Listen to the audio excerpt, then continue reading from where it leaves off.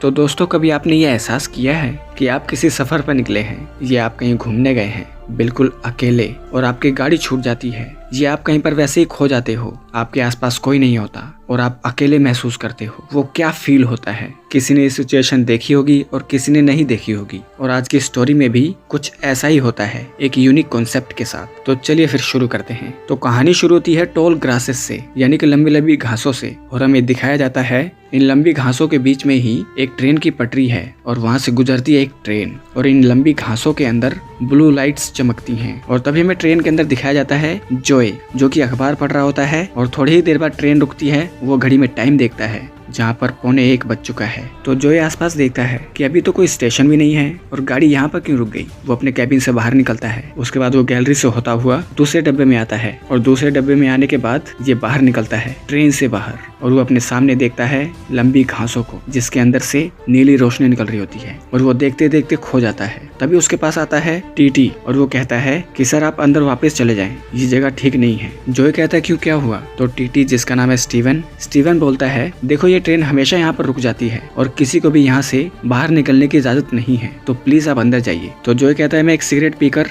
Train में चढ़ जाऊंगा। स्टीवन कहता है ठीक है सर, लेकिन इधर उधर मत जाना और जब ट्रेन चलेगी तो मैं 2 बार पुकारूंगा, उसके बीच में ही आपको ट्रेन पर चढ़ जाना है। जब ये ट्रेन चलेगी तो फिर रुकेगी नहीं। तो जॉय अपनी सिगरेट जलाता है और तभी वो देखता है घासों के अंदर नीली लाइट्स इधर से उधर जाने लगती हैं और जॉय उनको फॉलो करने लग जाता है और फॉलो करते करते थोड़ा बीच में आता है। वो वापस अपनी ट्रेन की ओर देखता है और फिर अंदर घुसता चला जाता है और उसे अलग अलग जगह से ये नीली रोशनी नजर आती हैं। वो इधर उधर ढूंढने की कोशिश करता है कि आ कहाँ से रही हैं और एक पॉइंट पर वो समझ आता है मैं घास के अंदर खो चुका हूँ और वो बहुत तेजी से इधर उधर भागने की कोशिश करता है, अपना रास्ता ढूंढने की कोशिश करता है कि मैं कहाँ से निकलूं। वो जंप लगाने की कोशिश करता है, देखने की कोशिश करता है और तभी उसे अजीबोगरीब आवाजें सुनाई देने लगती है, चीखने की, चिल्लाने की, जैसे कोई तकलीफ में है। और जॉय और घबरा जाता है और वो तेजी से हड़बड़ी में इधर उधर भागने लगता है और वो एक जगह पर आकर देखता है कुछ अजीब से क्रिएचर्स को जो कि ह्यूमंस को मारकर खा रहे होते हैं और उनका फेस बहुत अजीब होता है और वो सारे जॉय के ऊपर टूट पड़ते हैं और जॉय बहुत तेजी से एक ही दिशा में भागने लगता है। उसका चश्मा निकल जाता है, उसे कुछ नजर नहीं आता और फिर जमीन में से भी ये क्रिएचर्स निकलने लगते हैं। लेकिन जो किसी तरीके से इनसे बचते बचाते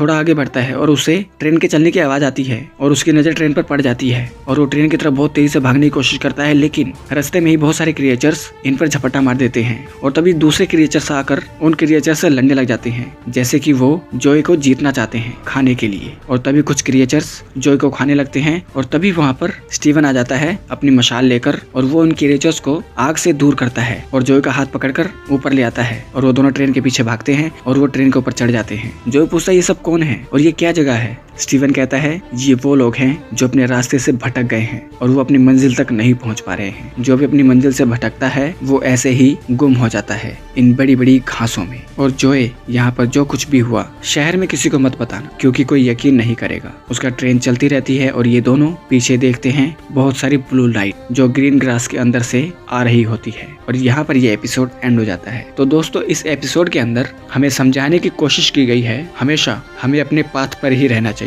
अगर एक बार हम भटक गए तो वापिस आ पाना बहुत मुश्किल होता है। जैसे कि जॉय भटक गया था लेकिन उसको अपनी राह पर स्टीवन लेकर आया, लेकिन उससे पहले जितने भी लोग भटके उन ग्रीन ग्रास में वो हमेशा के लिए भटके रह गए और वापिस कभी नहीं आ पाए। तो हमें भी हमेशा अपने राह पर रहना है, भटकना नहीं है। तो हम मिलते हैं आपके साथ अगली वीडियो में, तब तक के लिए नमस्कार।